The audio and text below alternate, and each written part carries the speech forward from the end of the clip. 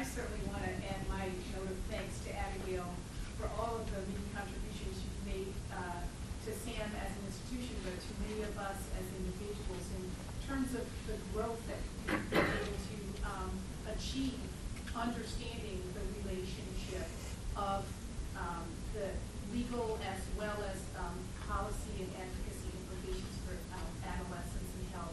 And so I have that question.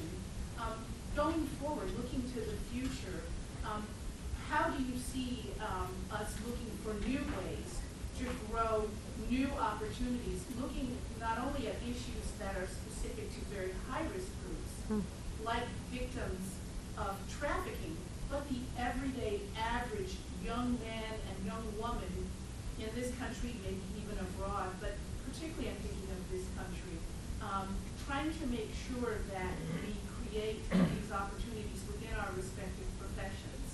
My concern is that perhaps as we become more specialized, we may drift apart at a time when, in the era of healthcare reform, for example, we really do need to have this collaboration, this multidisciplinary effort more than ever.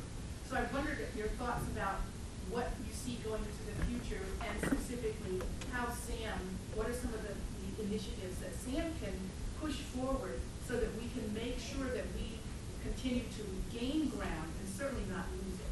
So thank you once again. How can we gain ground and not lose it? That's a tall order there, Michelle, in this day and age. But I think it's a wonderful question, and I'm going to take it first, not from the sort of policy meta level, but from, again, almost from an individual level. I think it would be fascinating if SAM could host some kind of an event, maybe almost certainly in connection with one of our annual meetings, that would bring together some SAM members, especially some of our younger members, as well as a few senior members, with some young people, and I don't mean just one or two, as sort of token representatives, but maybe a half a dozen, or whatever the size of an equal number of young people as healthcare professionals, and some lawyers. Maybe some lawyers who do work with young people in different arenas, and do some brainstorming, about how can we work more closely together? What do young people feel they need from these professions in ways that could lead to collaborative efforts? And I think you're pointing out that we have to continue to focus not just on the needs of the most vulnerable, who certainly need our attention, but also on every young person is vulnerable. Every 15-year-old, every 20-year-old, every 22-year-old has some kind of vulnerability that can be supported and lead to a more resilient response, or can be ignored and lead to a more deleterious outcome. So I think we need to pay attention to them all. Next question, and I'll save the last one for you.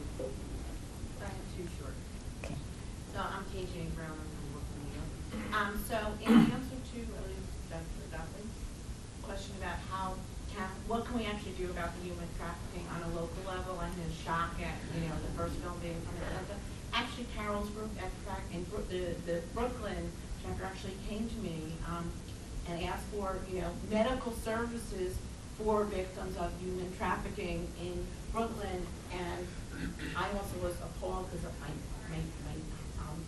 hospital in Brooklyn was actually in a very nice area. Brooklyn, very middle class income. We get a lot of very diverse population, and they actually came asking for provision of medical services, which of course I immediately set up a meeting with our ER, our ER docs, our social workers, and it was incredibly successful, and they are looking for help on that very local level. So everybody be aware it's easy to, and it's fairly easy to do that because we know that's something that the medical providers can fairly easily provide 24/7. So that's one thing. And the other thing is, my question to you is, so I know one of the feelings that we have as a group, and I have as an individual, is that I think that literacy amongst adolescents is problematic at this point, not in terms of how well do adolescents read and are they aware of the issues that we discuss surrounding them, but what are they reading? And so I wanted to ask you a list of your favorite books, not necessarily about adolescents, but novels that you've read lately that you think really would make an impact on adolescents that you're trying to reach, or professionals that you're trying to reach to help them understand the plight of adolescents in the realm of literacy.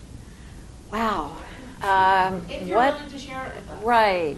That's a tough one, and one that I will think about. I mean, a couple of books come immediately to mind that are very much about trafficking, but they're sort of personal histories books. One is Girls Like Us by Rachel Lloyd, who has a program in New York City called GEMS, Girls Educational and Mentoring Services. It was probably GEMS that probably yes, I'm sure they are. And the other is a book by Somali Mom, M-A-M, who was a Cambodian survivor of, and I've just momentarily blocked the title, but it'll come back to me.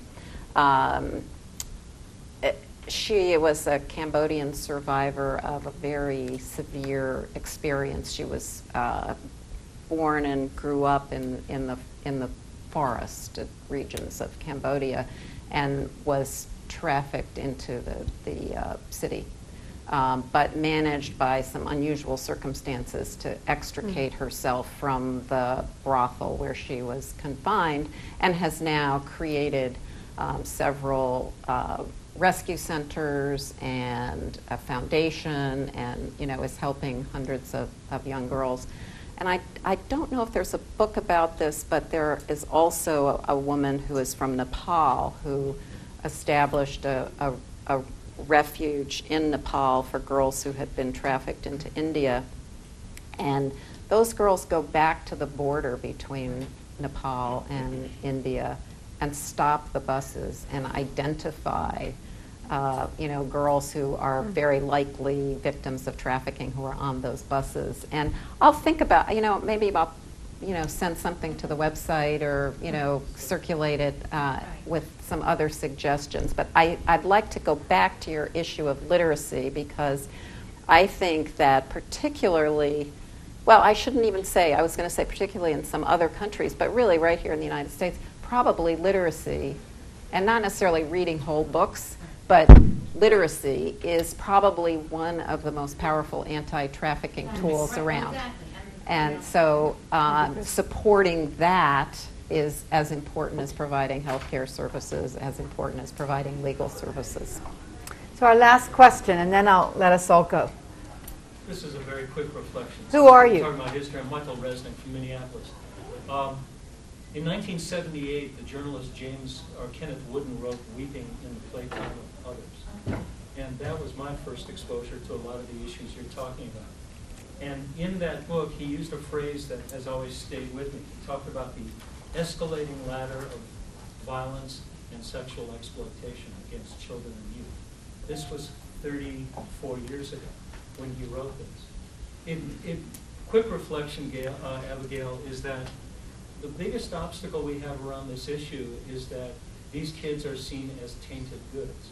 And I think that one of the most powerful, just like kids in foster care, or other kids who are stigmatized and made invisible, I think one of the most wonderful things that SAHM and the legal profession and others can do is to reinforce the idea that these young people are worthy of our respect. And I think from that could flow wonderful things.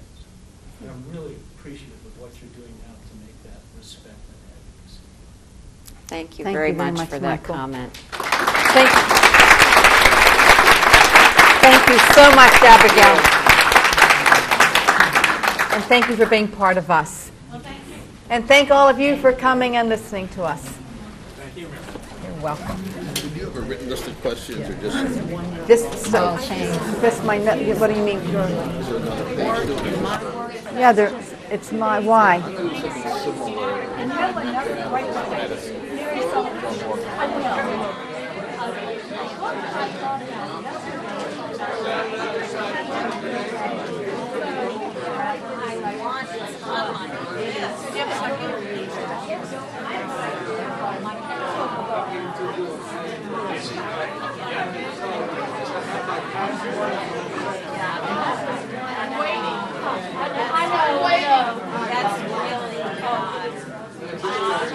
right.